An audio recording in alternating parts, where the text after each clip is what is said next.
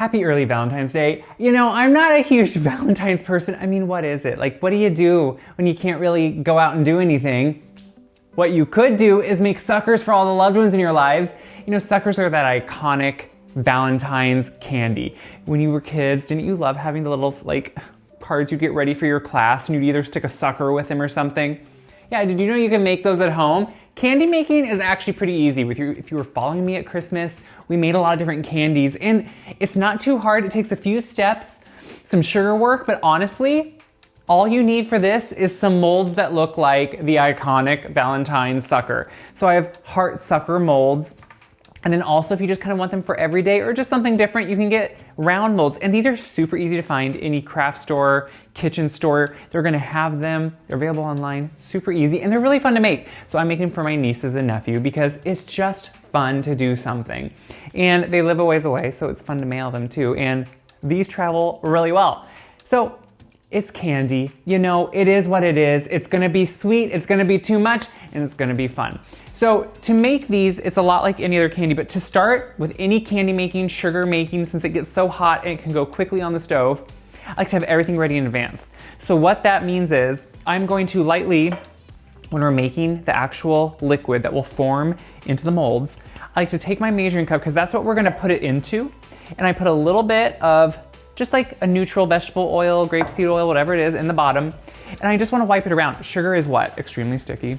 It's annoying to clean out. If you put a little bit of oil like this into something and you just want a very thin coating on it, it will just ensure that it comes out really easily. So this is ready to go once we're done. And then these molds. My paper towel has some on it. I just like to ensure that they're gonna come out fine. So you just wanna dab on a little bit. You know, the silicone ones, usually it's not even a question. They come out, they pop out just normal and just fine. Sometimes these harder plastic ones, you know, why take a chance? You don't want to. So I have them oiled. So all we need to do is actually make the suckers. So for that, I just have a heavy bottom kettle. That's what I always say. And that just means one that isn't a cheap, flimsy one. You want a heavy duty because then they heat evenly. And when you're doing anything with sugar, anything on the stove, when it heats evenly, then it doesn't have hot spots and it doesn't want to either burn something in one area or not heat it throughout evenly. That can be not good. So we're gonna put a little bit of water in there. Water is just kind of a way to temper it out and make it so it comes up to temperature more evenly also. So that water is gonna actually cook off in this process, but it's just a nice thing to have in there, just kind of like added insurance. We're gonna add, yeah, you guessed it, some sugar. You know, it's the necessary thing you need to do with candy, and so you just add it. Then we're gonna add a little bit of corn syrup.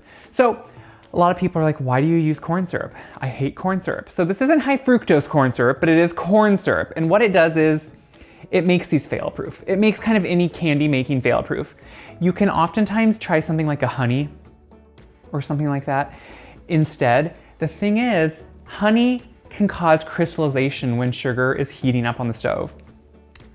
Corn syrup doesn't. It takes that away, and so there is no fear in what you're doing that it's gonna break or get crystally. It just works. So it's a foolproof way to know. When we're done, what I have also ready is some food coloring. I'm using the gel food coloring. I'm using red because heart, love, because of blood, I guess. That's what your heart pumps, and you want the red food coloring. Along with that, my flavoring. You can do whatever you want. Since these are for my nieces and nephew, I'm doing what would kind of be more normal in a sucker, cherry flavoring. This is actually my grandma's hard candy recipe for cinnamon candy. So growing up when my mom was young, my grandma would always make cinnamon candy, and it was just hard candy. You'd flavor it with cinnamon oil, put it on a baking sheet, break it up into pieces, and you'd have hard candy. It was a great way to make candy for a family. You weren't gonna go buy candy all the time. And it was just a treat she would do. Mom said often on maybe like a Saturday night. I love cinnamon candy. A lot of people don't necessarily love it, especially kids. So for them, I'm gonna do the cherry. So we're gonna take this to the stove. I have everything ready to go. We're gonna slowly start heating it up, just kind of over medium heat. I like to just do it slowly. You don't wanna try to boil it right away.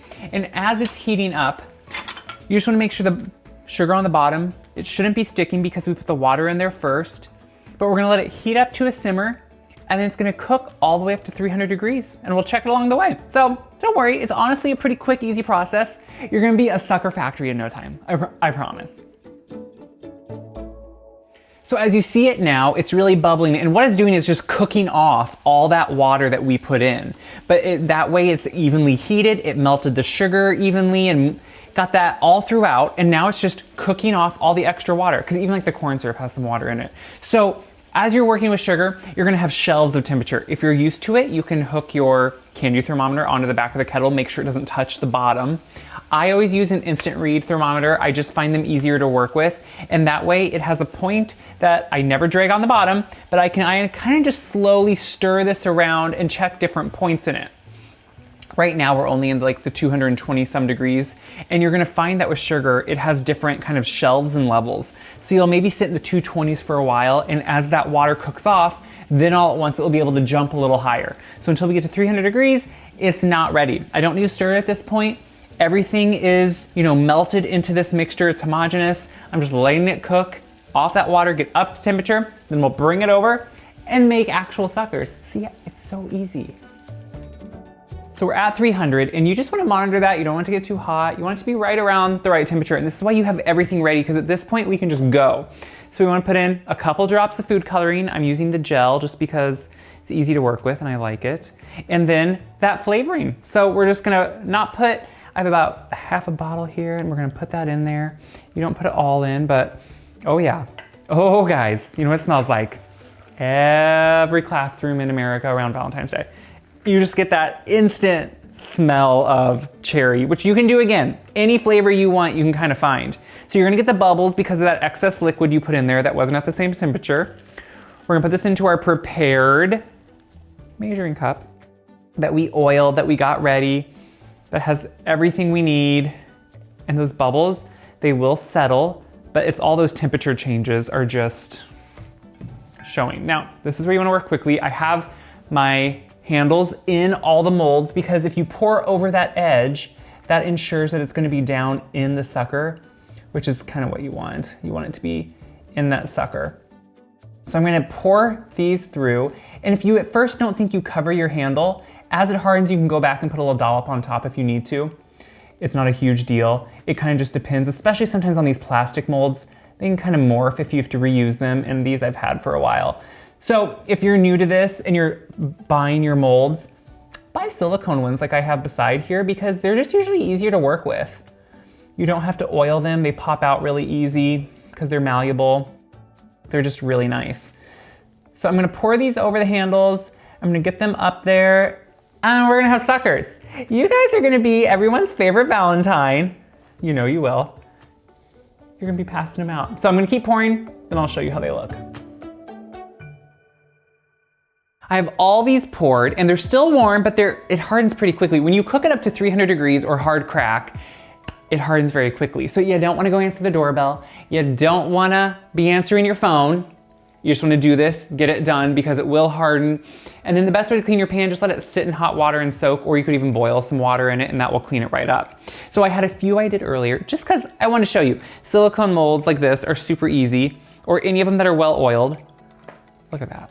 You get a sucker. And guys, I don't know what it is about hard candy, especially a sucker, that you just like. It has good flavor. It has just like that iconic kind of Valentine's-y flavor. Kip came over because he thinks since I'm eating, he needs to be eating, but you're not gonna get a sucker, buddy, sorry. You know, really, these are just a fun thing to do. It's just something, if you haven't done it, you can't really do it with kids. You could have them put the little handles on them. You don't wanna have them work with obviously the sugar. It's extremely hot, but if they could watch from a distance, it's just fun to see how it's made, and it's honestly pretty quick. It took a few ingredients, a couple flavorings, boom, no problem. So I hope you guys make these, because it's just fun, and it'd be a fun thing to do for Valentine's, whether it's your kids, your grandkids, a school class, whatever it is, try it out. As always, share these videos around, because when these get shared around, yes, it helps me, but it also helps so many people see this is easy, because if I can do it, you can do it, we can all do it, and everyone just needs a sucker once in a while. So check my website, wiseguy.com, for this recipe, other great recipes, and as always, just be kind and be happy, because that's what we all need, and that's what a sucker does. It's good.